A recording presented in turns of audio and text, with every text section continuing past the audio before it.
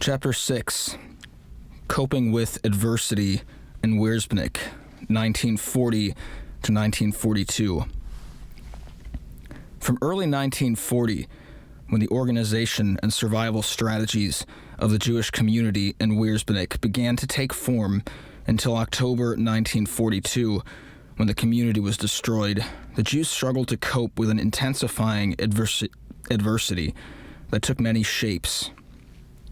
The Jewish population grew exponentially from a large influx of newcomers, while space for housing shrank drastically through ghettoization. Labor, a source of livelihood for Jews and a reason for the Germans to keep them alive, had to be increased. At the same time, Jews had to be rescued from lethal work conditions and arbitrary arrests. While the Jewish leadership confronted these imperatives, individual Jews simply struggled to feed their families, educate their children, and most difficult, without question or without adequate resources, information or alternatives, make decisions that would offer some hope of survival. In addition to the flows of individual families to and from Wierzbnik in the early months of the German occupation, the community was recipient of entire trainloads of Jews expelled by the Nazis from those regions of Western Poland.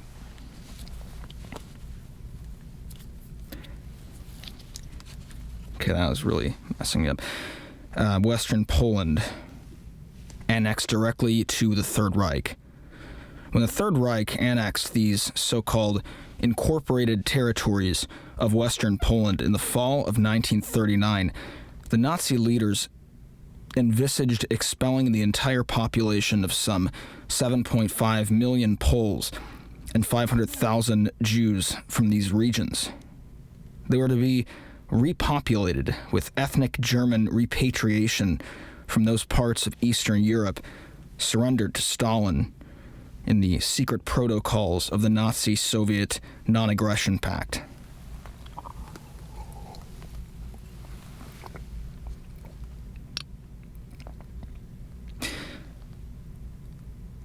These vast schemes of ethnic cleansing proved logically impossible under the conditions of the continuing war. Nonetheless, if not all of the 8 million unwanted Poles and Jews of Western Poland were actually expelled, many hundreds of thousands were taken from their homes and deported into those regions of central Poland that had not been turned into a German colony known as the General Government. The first such trains to Wierzbnik carried 1,306 Jews from Lodz, with 483 arriving on March 2nd, 1940, and another 823 on March 13th. Although the Lodz Jews henceforth were a major component of both the Wierzbnik community and subsequently the prisoners of the Starachwitz factory slave labor camps, for no discernible reason and against all statistical probability, only 2 of the 292 survivor testimonies upon which this study is based were given by Jews forcefully relocated in these 2 transports. As this aspect of their persecution was not of immediate interest to the German investigators, neither testimony includes even the slightest deception of the experience, nor do surviving German documents shed any additional light on these 2 transports. The second group of Jewish expellees to Wierzbnik arrived from the city of Plock in early March 1941. In contrast to Lodz transports, no fewer than 15 witnesses with the Starachwitz survivors were among these expellees, and some gave quite detailed testimony concerning their expulsion. Located 75 miles west of Warsaw on the Vistula River, Plock, in comparison to Wierzbnik, was a city with a Jewish population between 10,000 and 15,000 concentrated in one part of the city. The Bund and Zionist organizations were at the center of social life, and discussion of politics was part of the daily menu for Polish Jews in Plock. In venturing into other parts of the city, and particularly in daring to stay to the end of soccer games, Jews ran the risk of being beaten up. In general, the Jews of Plock were a considerably more modern and cosmopolitan community than those of Wierzbnik, but they experienced the same pattern of growing anti-Semitism, boycotts, and exclusion from higher education in the pre-war years. Located close to the German border, Plock was quickly occupied in the first days of September 1939. As in Wierzbnik, the German occupation caused both an influx and an outflow of Jews. The Bromberger family, living even nearer the border and amid a largely ethnic German population, fled immediately upon the outbreak of war and eventually managed to reach Plock with at least some of their clothing and valuables. Because of their blonde hair and non-Jewish appearance, no one bothered them on their flight. Several Jewish soldiers from the Polish army, released from German POW camps, also returned to their families in Plock. In contrast, Tima Salzburgsten's 3 older brothers fled Plock to the Soviet territory.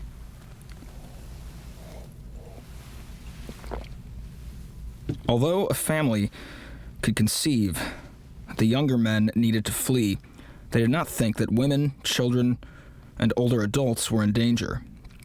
The older daughter of the Zilberberg family was encountered to flee to Grodno in the Soviet zone with a neighboring family that had relatives there, but the rest of the family remained. Likewise, the oldest of 5 brothers in Jolek Arbeiter's family fled east, but he could not convince his father, who still remembered the Germans from World War I as preferable to Russian Bolsheviks, to do likewise. Others who wanted to leave could not do so for family reasons, such as Regina Rosenblatt, who would not desert her mother, who was confined to a hospital and dying of cancer.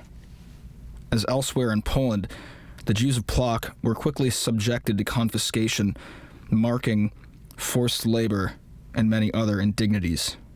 They were also ghettoized, forced to reside in a delimited but unwalled section of town and forbidden to leave without a permit. As Plock was part of the incorporated territories of Western Poland, annexed to the Third Reich, the threat of total expulsion hung over Poles and Jews alike. The Jews paid a large bribe in mid-January 1941 to defer deportation until the winter weather had passed, but to no avail. In a last flurry of expulsions in early 1941, before military claims on rail transportation in preparation for the invasion of the Soviet Union brought such expulsions to an end, the Jews of Plock were deported in late February. The first roundup took place on the night of February 21st, when half the Jews were taken. The remaining Jews were expelled on March 1st. The Jews of Plock were taken on a short trip northward to a transit camp at Soldau, now Dzieildoa,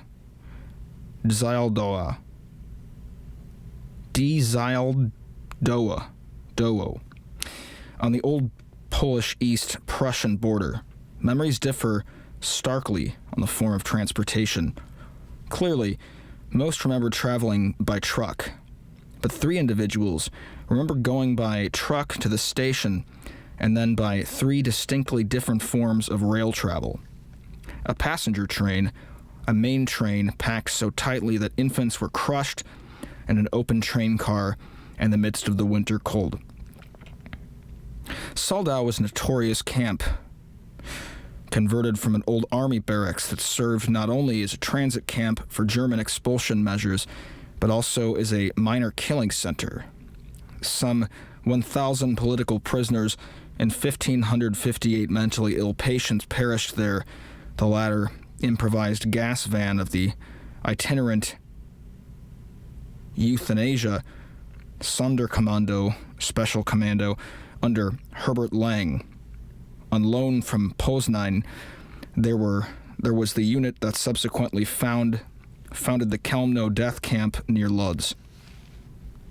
Conditions in Soldau were so unhygienic that after a typhus epidemic killed 6 German guards, the camp was finally closed in the summer of 1941. One Pluck survivor judged Soldau a very bad camp, worse than Auschwitz. Particularly vivid in survivor memories were the toilet facilities at Soldau, named 2 big holes with a board across each, opened in the middle of camp. Shocked by the calculated and humiliating lack of privacy, many of the expellees would not relieve themselves until after dark. One survivor remembered the additional torment of older Jews being forced into the toilet pit and having to be cleaned off afterward. Again, memories differ as to how long the Pluck Jews were kept at Soldau, varying from 2 to 3 days to 2 to 3 weeks. Thereafter, some of the Pluck Jews were dispatched to Warsaw. The remaining ones were sent to Radom district, where some were assigned to be lodged in Wierzbnik, and others were sent to small villages such as Bodzentine and Suchtedniau, just south of Strakowice, Kamiena. The Pluck Jews assigned to Bodzentine were the least fortunate, for the community of 300 Jewish families was not able to absorb them, and the economy offered virtually no means of livelihood. Some could be taken into homes, and 70 young children were placed in an orphanage especially created by the community to care for them. But many adults were left to sleep on the floors of the synagogue or empty stores. Except for a few educated Pluck Jews who could be hired as tutors by propertied families, we needed the education they had to offer. Most of them were unemployed, idle, and increasingly impoverished as they sold off whatever remaining valuables they had managed to carry with them. Starving and demoralized, they were the first to succumb to the typhus epidemic that struck Bodzentine in the winter of 1941. Luckier Pluck Jews were assigned housing in Wierzbnik, where they soon found work. Others adroitly managed to avoid assignment to Bodzentine and remain in Wierzbnik. Upon arrival in Strakowice, Regina Rosenblatt was afraid of being taken off in one of the horse carts to an even smaller village. Having brought 100 zloty notes hidden in her buttons, she purchased local marking, an armband with the Star of David. She then removed from her jacket the yellow badge that would distinguish her as a Pluck newcomer, and found a family that would take her in. Sesha Bromberger's family managed to find someone to hide them on the edge of town, while others were being taken on farther. After things settled down, they found one room to stay in among the very religious Jews of Wierzbnik. Tima Zalbersten was separated from her family and sent to Bodzentine, which she found to be just more than a village. Once she found out where her parents and sister were staying in Wierzbnik, she joined them. The Legbot family found themselves in Suchtedniau, which, like Bodzentine, was much too small to offer any means of livelihood. The father left for Wierzbnik, found work as a tailor, and then had his family join him in early 1942. The housing problem posed by the influx of Jews from Lodz and Pluck was soon intensified by the ghettoization of the Wierzbnik Jews on 3 days' notice on April 12, 1941.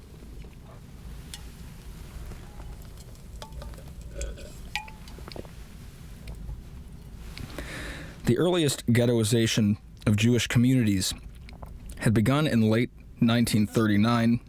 It reached Lodz in May 1940 and Warsaw in November 1940. The Jewish communities of southern Poland were generally spared until the spring of 1941, when a wave of ghettoization decrees in March and April engulfed the Jewish communities in Krakow, Radom, and Lublin districts. The ghettoization of the Wierzbnik Jews was clearly part of this pattern, though untypical in one important regard. The ghettos of the Lublin district were largely open, that is, without walls or fences, while those in the Radom and Krakow districts were frequently closed. Fortunately for the Jews of Wierzbnik, the ghetto there was open, demarcated by signs but not physically sealed off by a wall or fence. Though Jews could not leave without permission, Poles could enter and sell goods. According to one account, credit for this exceptional feat is apparently due to the community leaders who succeeded in influencing and convincing the Germans to create an open ghetto. It is not known whether the Germans planned a closed ghetto, but were dissuaded by bribes, or they merely took the money offered while carrying out their original intentions. Although an open ghetto was clearly preferable to a closed one, ghettoization nonetheless imposed immense overcrowding, a problem that the Judenrat was left to solve. In a community already saturated by the influx of Jews from Lodz and Plock, all Jews living outside the nearly demarcated ghetto boundaries now had to move into an area restricted to some 6 to 8 streets.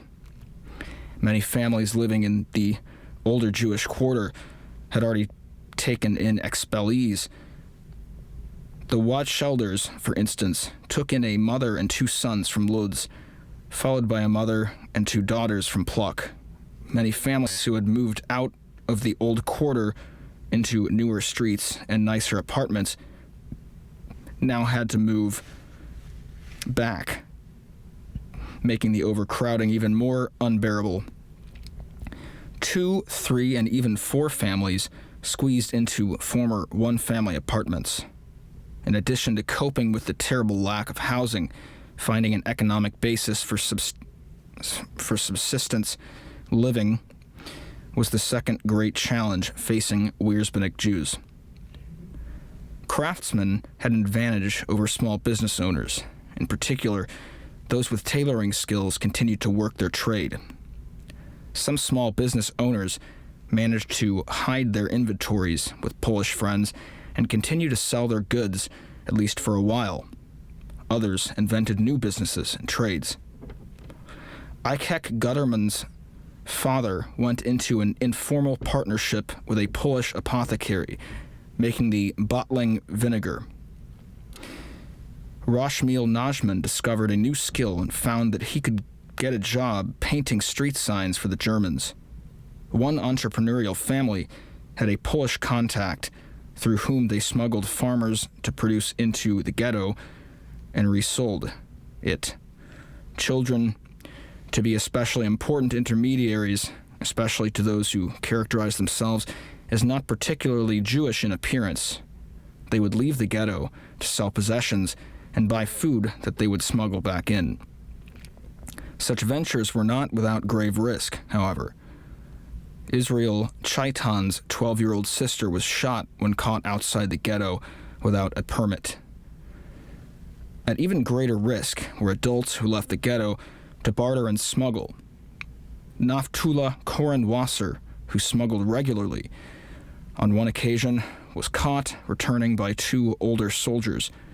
He survived because his mother ran out and kissed their boots, and they did not feel like killing, and were unsure in front of one another. In all such exchanges, within one or outside the ghetto, Jews had to barter their possessions for food on very disadvantageous terms.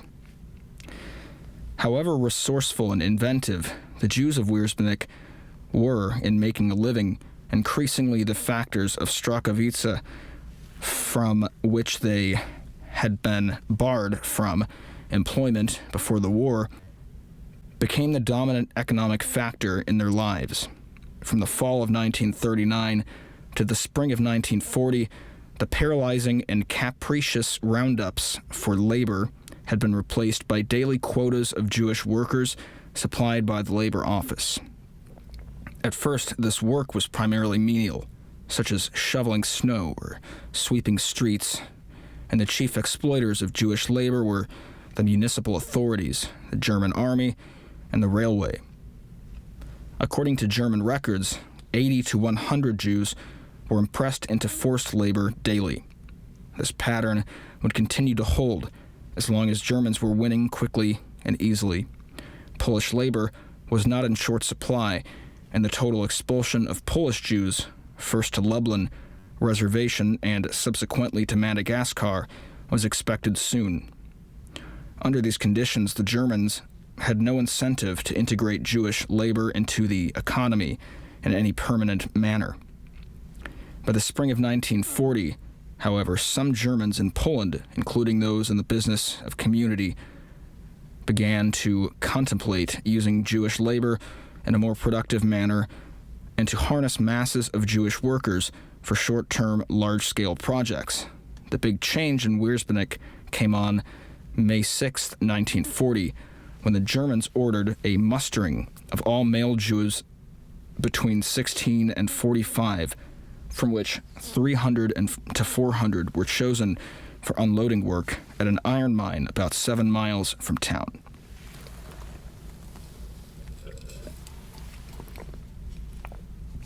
The hard physical labor, to which they were not accustomed, left them in a state of shock.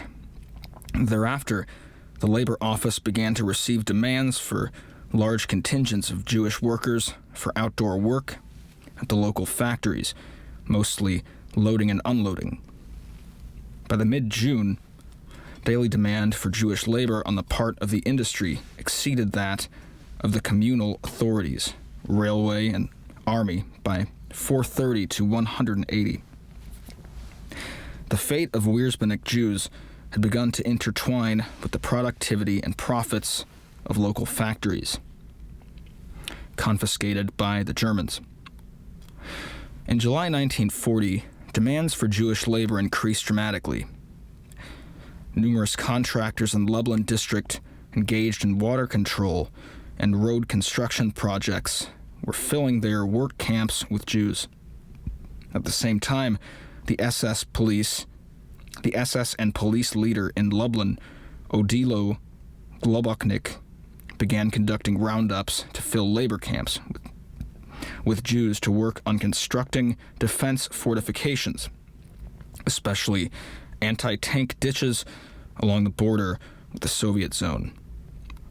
Opposed by the civil administration, which did not want its attempts at a rational assignment of Jewish labor to be disrupted by the SS roundups, Globoknik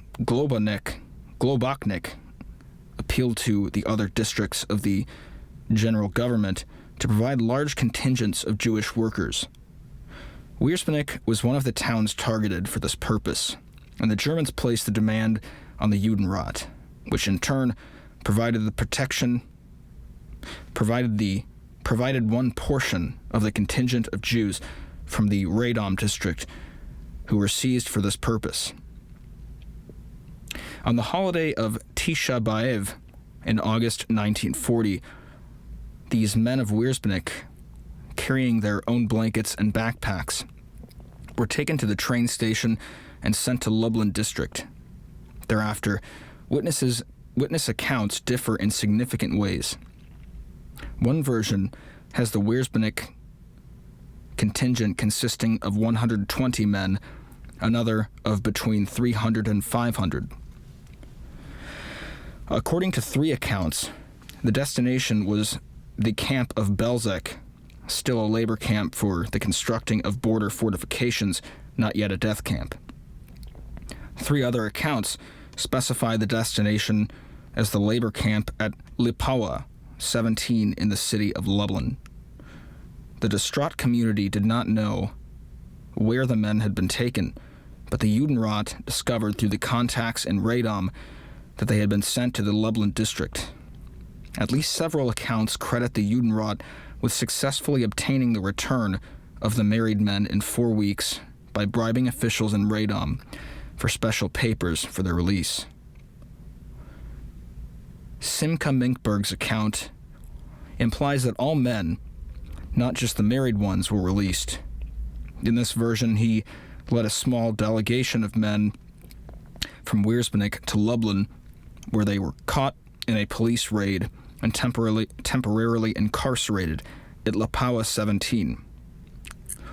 Once their own release had been obtained through the intervention of Lublin Jews, they eventually procured the release of the other men from Weersbennik and returned home by train. Yet another account complicates this story further.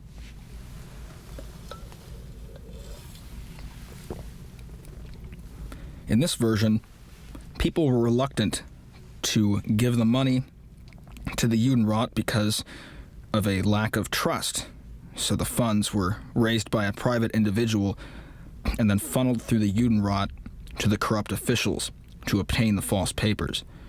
At least several survivors testify that the release of other individuals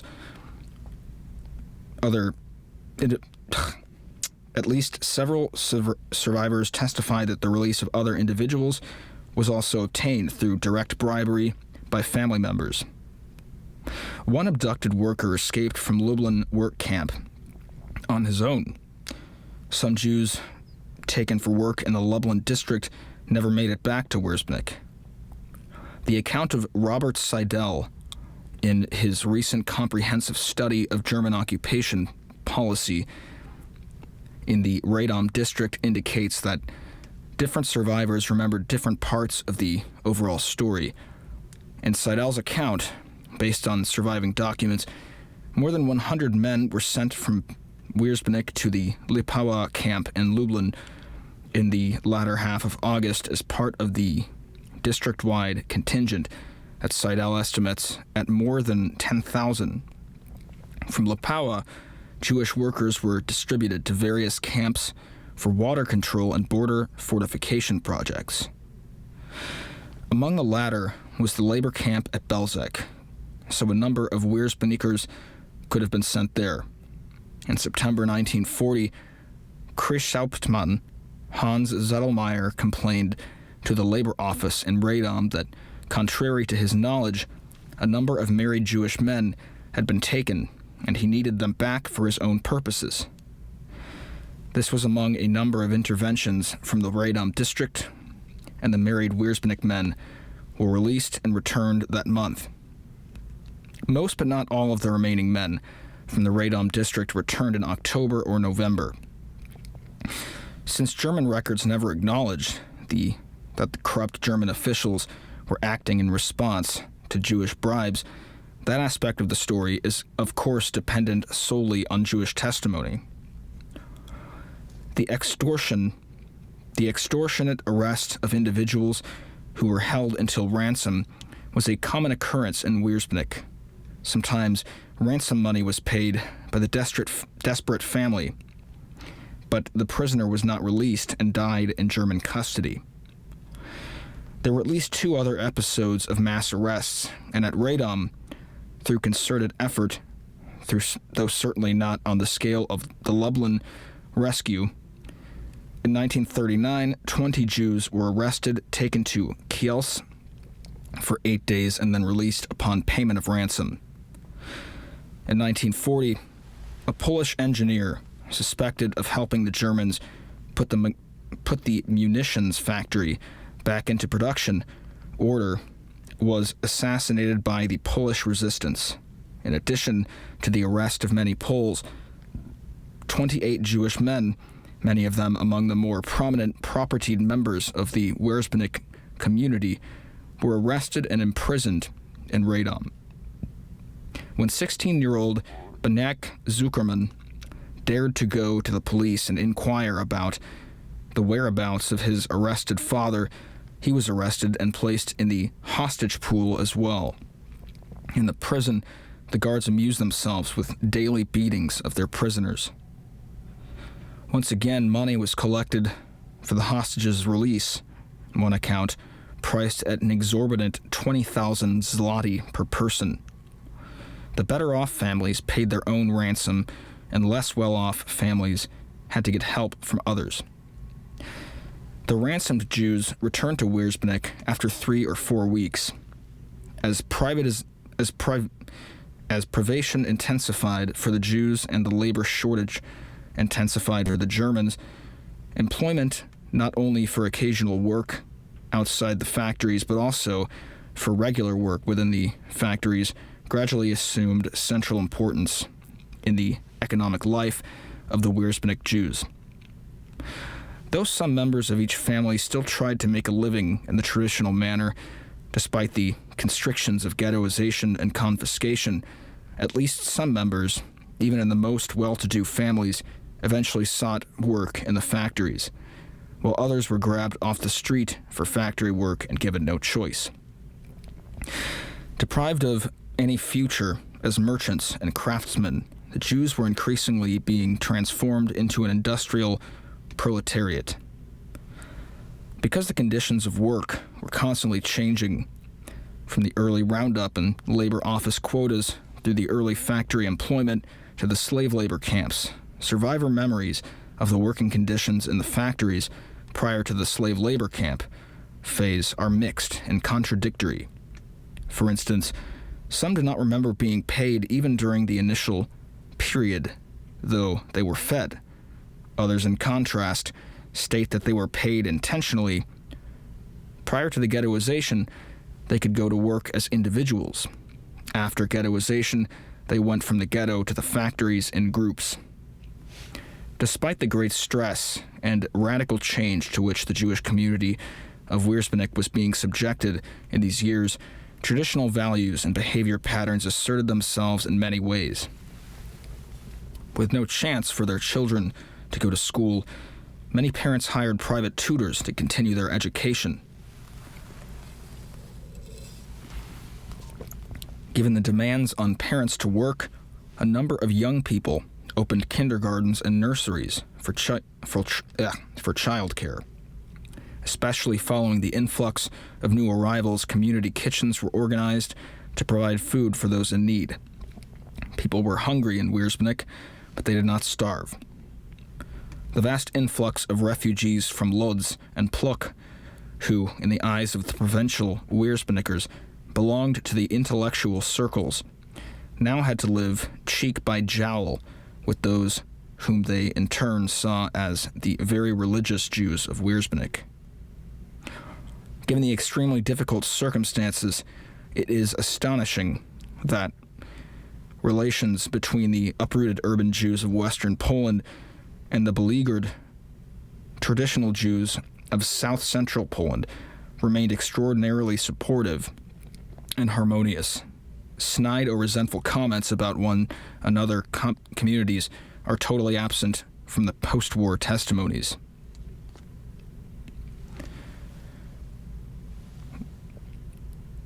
Wow, okay, so that's the end of chapter 6.